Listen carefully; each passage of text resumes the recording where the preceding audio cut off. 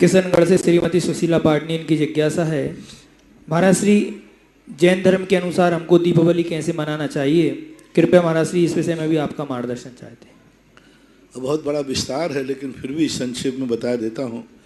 पहला निर्णय तो ये करें कि दिवाली जो आगे पीछे होती है, कभी कभी घर की दिवाली पहले, मंदिर की दिवाली बाद में, ये जैन दर्शन के अनुसार ठीक नहीं। हमारा तो नक्षत्रों से सुबह तो भगवान को केवल ज्ञान, शाम को गौतम गणधर की दिवाली होना चाहिए। हमें कोई सिंह लग्न आदि नहीं देखना।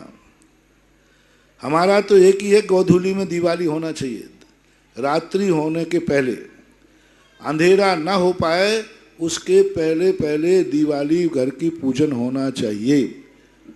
दूसरा, बिल्कुल मार्शल किसी भी हालत में, किसी अपेक्षा से दिवाली अंधेरे में, रात में नहीं होना चाहिए।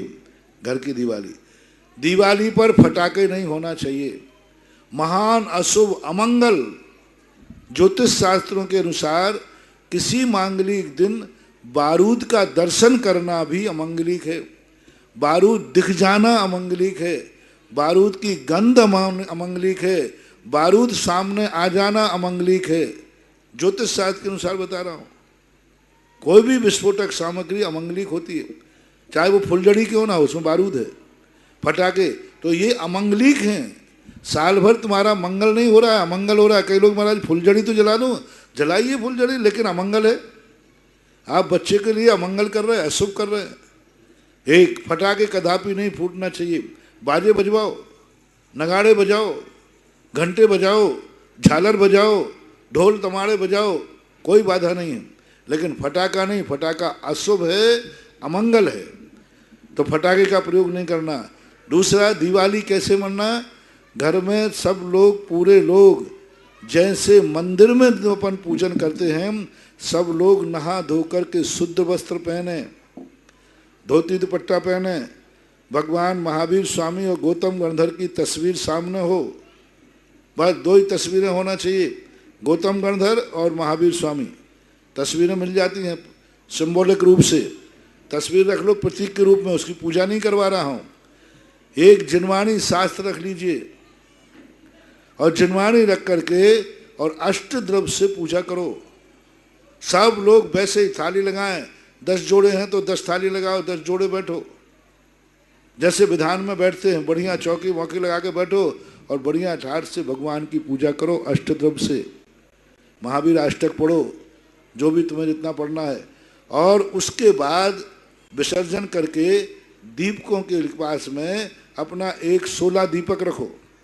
16 दीपकों के ऊपर यदि हो सके तो पेंट से पेंटिंग करके 16 भावनाओं के नाम लिख दो उस दीपक के ऊपर। 64 बातियाँ रखो, जो 64 रिद्धियों का प्रतीक है।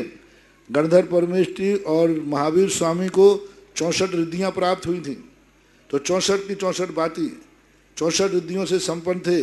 16 कारण के दीपक, 64 रिद्धियों की वो ज्योति, ऐसा उनको जला करके और उनके सामने पूजा पाठ कीजिए।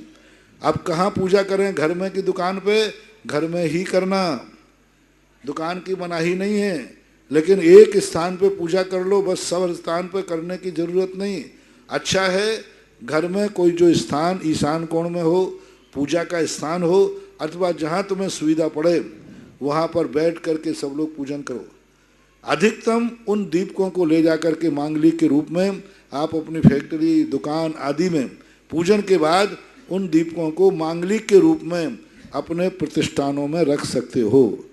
दिवाली के जो पूजन आपने की है उसके थोड़े से पुष्प बचा लिए, शेषाक्षत, उन शेषाक्षतों को ले जा करके आप अपने प्रतिष्ठानों पर डाल दीजिए।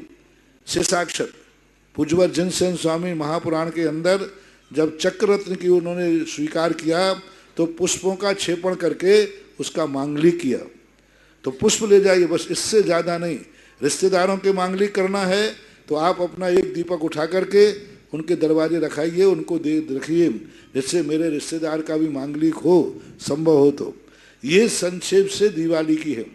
बही खाता वगैरह पूजन, तिजोरी पूजन नहीं, इसके एक ही हैं, 2 कारण बस। एक मांगलिक करना है तो मैंने कहा तिजोरी के ऊपर भी पुष्प डाल दीजिए, बही खाते हुए पुष्प रख दीजिए, और अधिकतम आपको करना है तो जो केसर आपके पास थी उस केसर से बही खाते पर श्री, स्वस्तिक आदि कोई शुभ संकेत लिख दीजिए। ये शुभ संकेत है मात्र, एक मांगलिक करने का तरीका है। बस श्री लक्ष्मी जी सदा सहाय करें ये सब नहीं लिखना। हाँ, आप श्री लिख दीजिए। श्री सबसे बड़ा मांगलिक ग्रस्तों के लिए शुभ चीज है, दोनों श्री देने वाला है। ऐसी एक घर की पूजन करना है। यदि पूरे घर वाले नहीं बैठ सकें किसी कारणवश, तो घर का जो मुखिया हो वो कम से कम धोती दुपट्टा पहन के बैठे।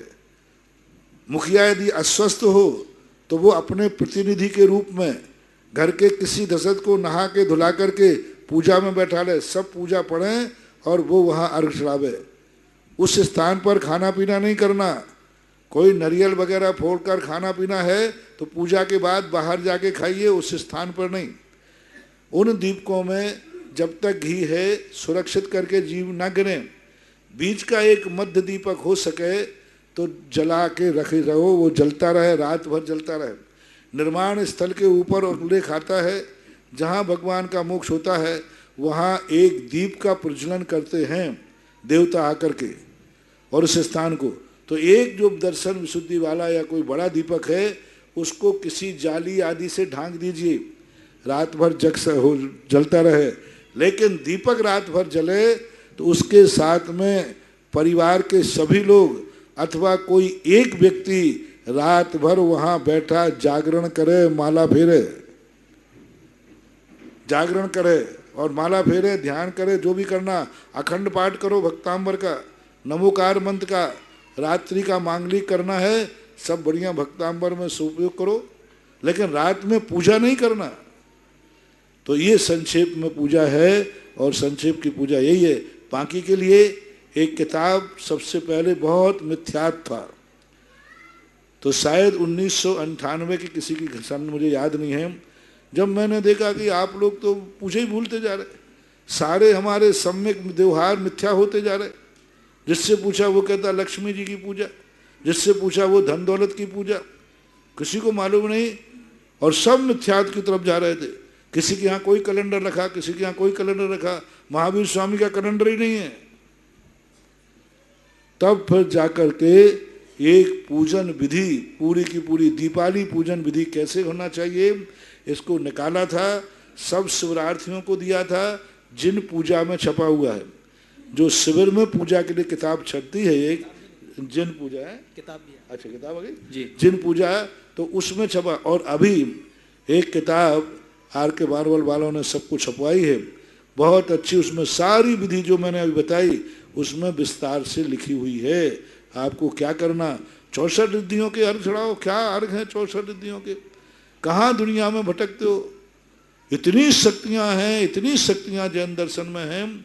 इन शक्तियों पर विश्वास तो करो और विश्वास के साथ श्रद्धा करो और बड़े श्रद्धा के साथ इनके फेरो।